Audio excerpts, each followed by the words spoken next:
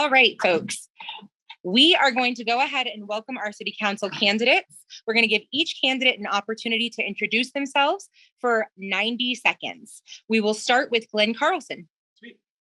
I'm a standard, so We need to project to see council candidates. We got no mic, so you need to project. yeah, I got you, Kevin. Thank you. Appreciate it. All right. Thanks for coming, everybody, and then everybody online as well. This is really cool. I'm trying to pay attention to you guys. I apologize. My name is Glenn Carlson, and as many of you have seen, I'm running for city council. Isha, how much time do I have? You have 90 seconds. Okay. As many of you have seen, I'm running for city council at large. That means everybody in the city can vote for one of us. There are 3 seats open. Many of you may remember that I ran for city council district 1 2 years ago.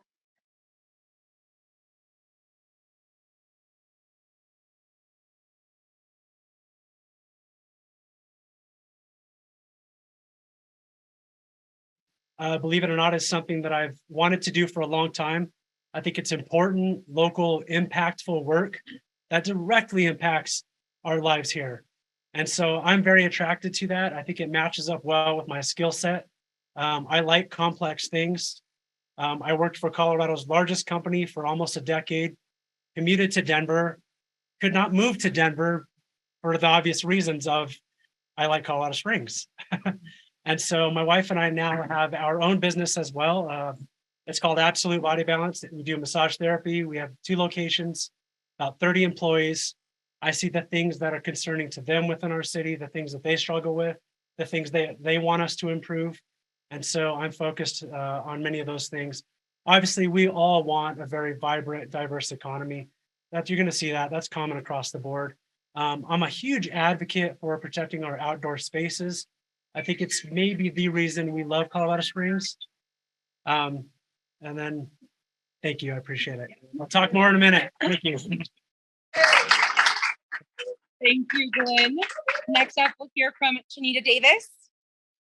Hi, I'm Chineta Davis. I'm actually named after my mother, that name. Okay.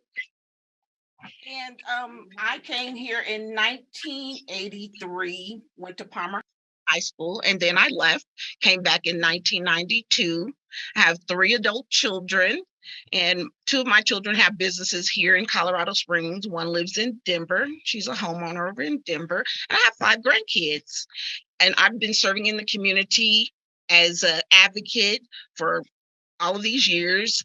And I have my own business. I'm a one single person entity. And I just look forward to moving my service in the community over into servicing and being a part of the city council. Thank you. Well under time. And then finally, we have Kat Gayle. Hi. Southern Colorado. We used to come down here to see the skaters skate at the Broadmoor when it wasn't a golf course and it was an ice skating rink. The last 35 years I've spent overseas with my husband, who first was a Marine and then a U.S. Foreign Service officer. I worked for USAID in democracy and governance in human rights. My last job in 2015 was the senior human rights advisor for USAID in Haiti. I came back here in 2017 and I have a 15-year-old son. So I thought it was time that he didn't have to move every 2 years. And I've been working with the Colorado Springs Youth Symphony Orchestra. I did asylum petitions for our recent round of Afghan refugees who were here because they helped our forces. I've become interested in Colorado Springs city government when I was working in our community to fight the developers in putting in an amphitheater that was not according to city code or state law or federal law. And I thought, wow, I've done this work overseas for the past 35 years. I had no idea what was happening in my hometown. So Friday the 13th, I got my petition. I had enough signatures by the following Friday, which is when they were due. And so it's time to bring my fight here. My priorities are giving a voice to the neighbors in the neighborhoods. Colorado Springs has been ruled by developers for too long. It's not that I'm against development. I'm for smart development. Thank you.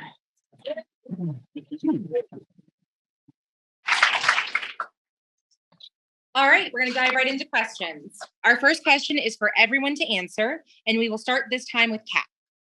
What concerns do you have about how City Council is currently being run, and how did they shape your decision to run for this office? You have 1 minute.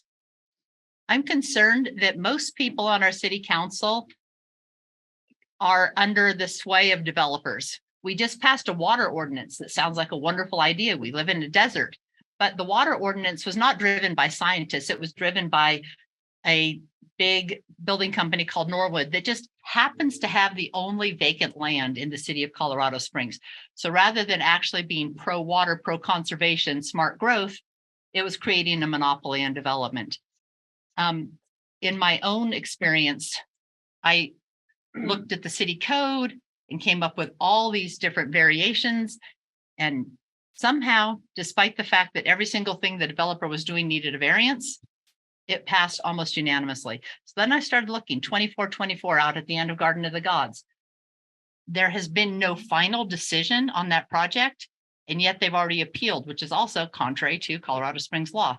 Then I looked down at Mill Street, which is a neighborhood at the bottom of Drake Power Plant. When Drake is removed, you get 42 acres. And we want the people of Mill Street to have a say in what goes in there. Thank you.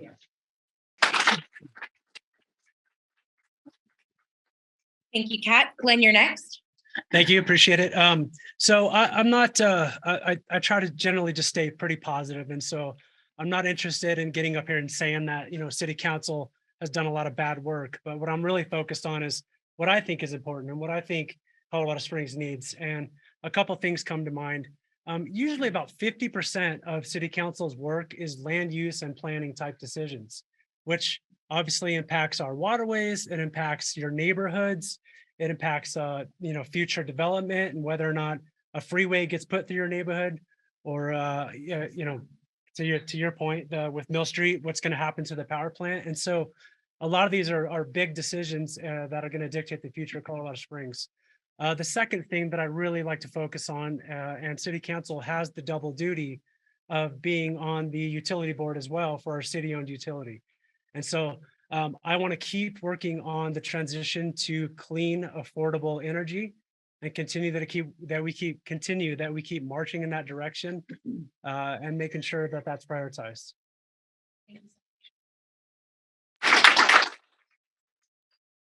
Chineta? I agree with Kat, and I also agree with Glenn on what we need to do to make Colorado Springs number one again. When I moved here, it was the number one place to live in the country. And I feel that by making sure that we use common sense, what brought me to want to sit on the board is I don't have a degree. No, but I have common sense, and I want to be able to use that in making decisions that are going to affect our generations, affect my grandchildren, your grandchildren. Thank you.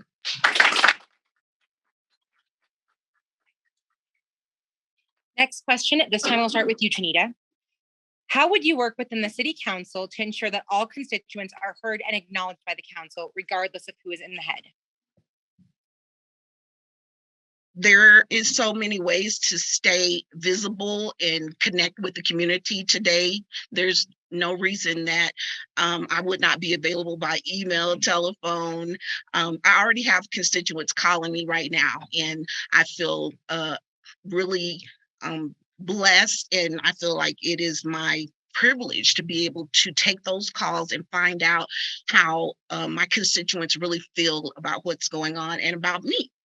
And I've really gotten some great advice already, and I'm taking that advice, and I'm just really looking forward to working and making decisions that are going to make Colorado Springs, better, and keep things to where people want to come here and live here and don't feel like they can't live here. They can't afford to live here. So that's my biggest issue, that people will feel like they can stay here, because a lot of people are feeling pushed out. So, thank you very much. Kat? So, councilperson, we have a tricky job. because we represent the entire city. So what I would propose is to have north, east, south, west town halls. Also, we actually have office space at City Hall. I would have office hours once or twice a week. And with COVID, one of the good things is we've really developed online communication. So people could Zoom with me during those office hours. They could Zoom with me off office hours. And anybody who's tried to reach out to me during this campaign knows that I answer the phone. If I don't answer it immediately, I get back to you. And one thing I've learned is how much I still need to learn about what's happening in Colorado Springs. And I can't learn it. I can't represent people if I don't know what their concerns are. So I would propose town halls and just being more accessible. We have 2 council members here tonight, both of whom are very accessible, and I would ask them for advice for how they've reached out to their constituents and done such a good job. Thank you. Glenn? Thanks, I appreciate it. It's a great question, and working on the 24 Garden of the Gods project has really opened my eyes on how the city does communicate with constituents about changes, plan development, et cetera. And so I selfishly, I would like to see more ways of communication, and people receive information differently, especially nowadays. And so I think the city could kind of come up with the times a little bit, use more social media, for example, and kind of meet people where they are. We obviously use mail. That's kind of the default, if you will. But text messaging, outward phone calls, and a lot more social media is important as well to get stakeholders involved. But I think the second piece of that, and this is probably something I'm passionate about, it's important that community members feel involved in the community and they feel like they could approach a city council person or a county commissioner or a mayor with a concern of theirs and not be intimidated by maybe having the wrong answers or not knowing all the little facts and details. And so I think it's important for the community to feel welcomed to engage with their city just as much as it is the city to kind of outwardly engage with the public.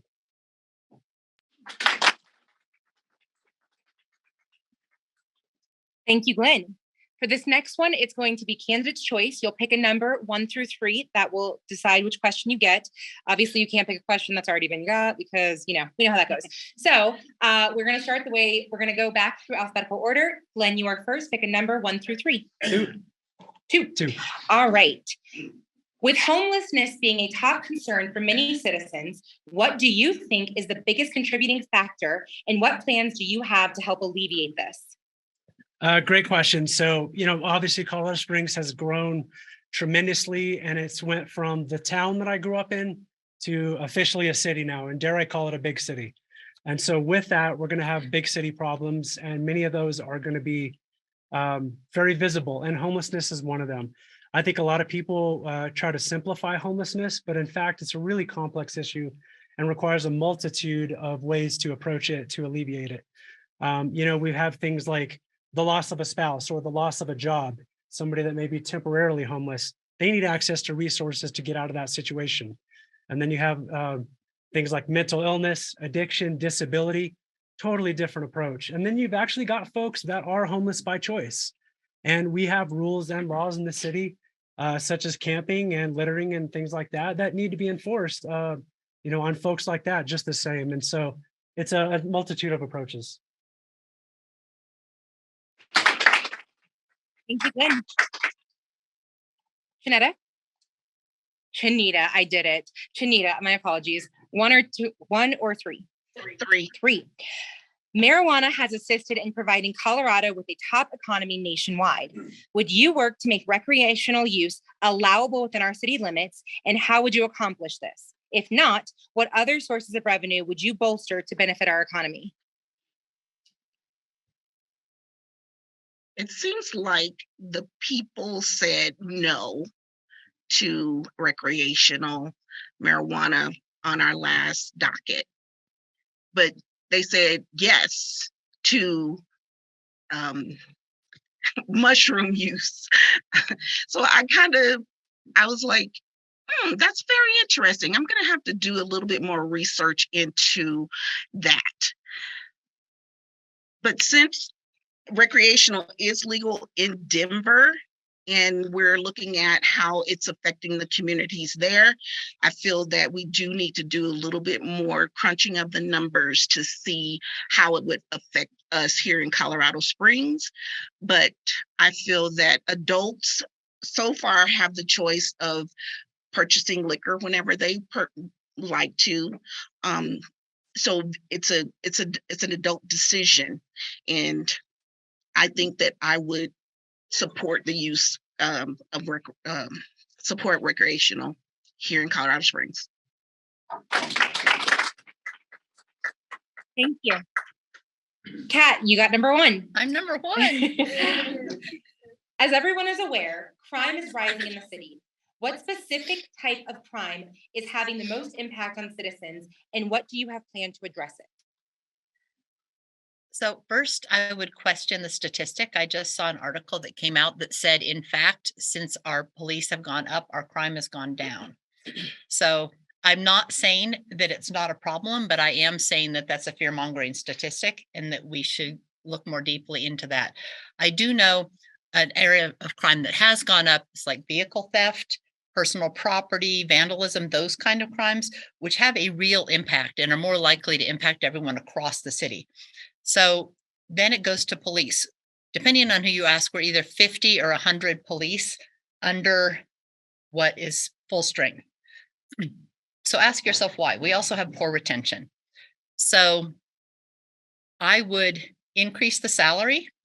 I would put in mandatory time off, and I would put in training, because at this point, the police don't make enough money to live the level they want in this city. So they get paid out for their leave instead of taking their leave. They work 2 and 3 jobs. And when you have a tired, burned out police force, that's when you have problems with retention and with use of force and other issues.